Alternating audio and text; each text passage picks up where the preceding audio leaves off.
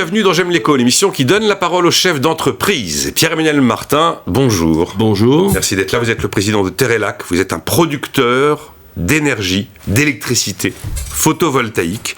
Vous avez une centaine d'usines photovoltaïques, vous allez développer, construire, exploiter des projets solaires. On va vous trouver sur des toits d'usines, de bâtiments commerciaux, de hangars agricoles, des ombières de parking et également au sol. Vous êtes donc un producteur d'électricité. Et à qui vendez-vous ? Aujourd'hui, nous vendons principalement au réseau, à travers des mécanismes de soutien développés par l'État. Donc. B2B. B2B, d'accord. Exactement, et avec une contrepartie qui est celle de l'État à travers ce qu'on appelle les garanties sur les tarifs d'électricité. Alors, on discute juste avant de se retrouver en studio et vous me dites, il y a beaucoup de gens qui disent le solaire c'est une énergie d'avenir et vous dites c'est une énergie de maintenant. Oui, et je trouve que c'est la meilleure façon d'aborder le sujet. Et exactement, on a toujours été dans cette situation où effectivement le solaire c'est sympathique et puis c'est l'avenir. Voilà. Et là aujourd'hui, quand nous discutons en Europe, puisque nous en parlerons peut-être d'un gros projet que je porte qui s'appelle Carbone, quand on est avec effectivement nos homologues ou nos collègues européens, ils nous disent c'est sympathique en France, le solaire c'est toujours l'avenir, alors que gardez votre enthousiasme, et c'est l'énergie du présent. Puisque aujourd'hui, si on prend l'ensemble des continents, l'ensemble des pays, le solaire est une composante essentielle du mix énergétique, et si on se projette à 2050, ça sera la composante essentielle de tout le mix énergétique. Et ça, c'est pas le vieux militant passionné du solaire qui vous le dit, mais ça, on va s'appuyer sur l'AIE, l'Agence internationale de l'énergie, sur le RTE, qui consacre un petit peu l'émergence de cette technologie et de cette forme d'électricité comme étant mainstream. Mais depuis le 19e siècle, on se demande comment capter l'énergie du soleil. Alors, on est en train d'y arriver. Quand même, d'accord, énergie d'aujourd'hui, si je vous dis que l'énergie solaire est une énergie non pilotable et intermittente, j'ai raison ou j'ai tort ? On va dire qu'elle est variable, effectivement. Mais il y a quand même une grande chose que l'on sait, c'est que la nuit, on ne fera jamais d'électricité solaire. Donc il va falloir quand même trouver des solutions qui permettent d'inscrire cette énergie dont on sait que jamais, au grand jamais, elle ne produira la nuit. Comment elle s'inscrit dans un système électrique par essence contraint, puisqu'il faut équilibrer en permanence la demande et la consommation. Mais des solutions existent. Il y aura le stockage qui va arriver, bien évidemment, qui arrive à grands pas. Si on regarde les courbes de coûts de production de solaire avec celles des productions de batteries, on s'aperçoit de la même baisse drastique du coût. Donc ça veut dire que demain, les batteries, en tant que système permettant de stocker la nuit, ça sera un élément important. Si je peux prendre juste un exemple, demain vous avez une voiture électrique qui fait 50 kWh de capacité de charge. Dans la journée, vous faites 10 km, vous l'utilisez à 5%, vous garez à votre parking, vous aurez la possibilité de le charger, laissez la voiture, vous rentrez le soir, vous pourrez la décharger dans votre maison. Et là, le besoin, c'est 20% de ce qui aura été chargé dans votre voiture. Donc il y aura des solutions. Vous êtes beaucoup plus expert que moi sur ces sujets-là, mais quand même, de ce que j'ai compris, on ne sait pas stocker l'électricité. Alors, quand je dis stocker, c'est stocker ma stock. Alors, si, on sait stocker ma stock, et d'ailleurs la France détient le plus gros stock d'électricité. Oui, c'était les Suédois qui étaient les meilleurs dans le stockage. C'est aujourd'hui la station de transfert ou pompage turbinage de Grand Maison, 2000 MW, 2 bassins hydrauliques, où lorsqu'il y a trop d'électricité sur le réseau, on remonte de l'eau. Et lorsque la nuit ou dans les périodes de pointe, on a besoin d'énergie, on fait redescendre de l'eau pour pouvoir produire l'électricité demandée par le réseau. On a 2000 MW. En France, on a 6000 MW à peu près de ce type de station de transfert, station pompage-turbinage, qui appartiennent à EDF. Aujourd'hui, les Suisses... C'est peu.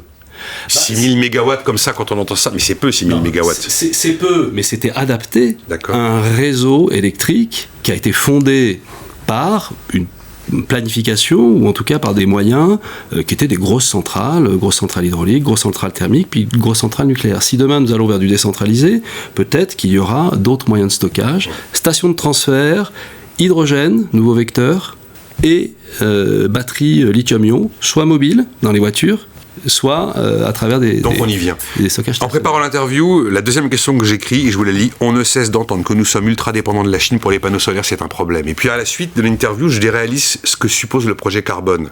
Et je crois qu'en fait les deux questions sont liées. Tout à fait. En fait, on peut considérer que le solaire photovoltaïque, c'est une industrie qui est née en Europe. C'est une industrie qui est née en Europe dans sa forme moderne. Et d'ailleurs, tout ce que l'on voit sur le marché, beaucoup de ce que l'on voit sur le marché est né en France d'ailleurs. La France était un pays leader parce qu'à l'époque, le solaire s'adaptait sur les solutions hors réseau. Et la France, avec son linéaire côtier, ses départements et territoires d'outre-mer, avec aussi des institutions puissantes comme le Club alpin français, avait des besoins en électricité. Et cette électricité était fournie par des panneaux solaires. Dans les satellites, mais aussi des refuges, des phares. Parfait. Et ce qui faisait que la France était une industrie puissante.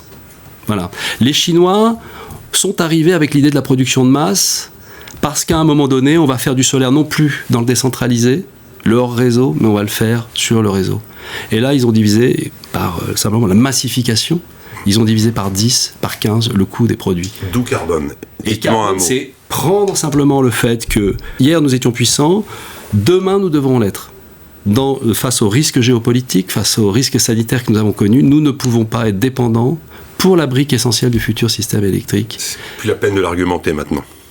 Et donc Carbone, c'est un énorme projet de réindustrialisation de la France. C'est une société à travers laquelle, effectivement, mon groupe est actionnaire, ainsi que 4 autres entreprises.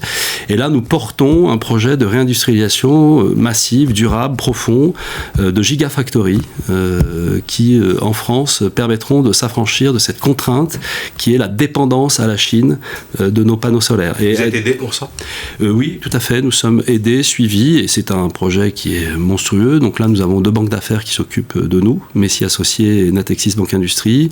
Nous sommes sur les levées de fonds et aujourd'hui, toutes les fées se penchent sur notre berceau et l'État français, je dois dire, est très actif à nos côtés là-dessus. Vous avez une conviction, 2050, le solaire est la première source d'énergie.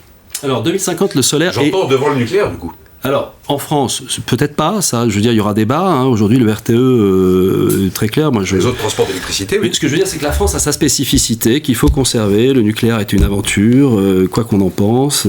Moi-même, j'ai mon avis, les professionnels le connaissent, qui n'est pas forcément celui de mon grand-père, qui était à la création de Framatome. Voilà, donc on a cette énergie et cette indépendance qui correspond à une tradition industrielle aussi de grands serviteurs de l'État. Mais ça, les autres pays ne le comprennent pas trop. Donc ça sera très spécifique à la France. Si je dézoome et que je regarde l'ensemble des pays du monde, le monde dans son ensemble, par plaque, là, le solaire, et c'est pas moi qui le dis, là encore, c'est l'AIE, qu'on peut pas suspecter d'être très pro-énergie renouvelable. Hein. L'Agence internationale de l'énergie est née pour défendre les intérêts des pays producteurs, consommateurs du pétrole. On regarde les chiffres. En 2050, le solaire, c'est la base principale de la production d'énergie, d'électricité, mais d'énergie tout court, puisque on va aller vers une solarisation électrification massive de l'industrie du transport. On a évoqué Carbone, évidemment, on est passé très vite sur ce grand projet de souveraineté européenne sur l'ensemble de la chaîne de valeur, mais il y a un autre projet chez vous qui s'appelle My Energy Manager. Alors vraiment en un mot, Pierre-Emmanuel Martin, parce que le temps nous est compté. En un mot, si vous voulez, on est producteur, donc on se dit on va produire, on apporte notre pierre à l'édifice. À un moment donné, l'État fait appel à des producteurs indépendants, ce que nous sommes, voilà, et autour des énergies renouvelables, et moi, le solaire plus que toute autre forme. Mais à un moment donné, on est producteur, mais on n'est pas là que pour vendre sur le réseau en se disant, voilà, j'ai vendu ma production, et puis advienne que pourra. Non.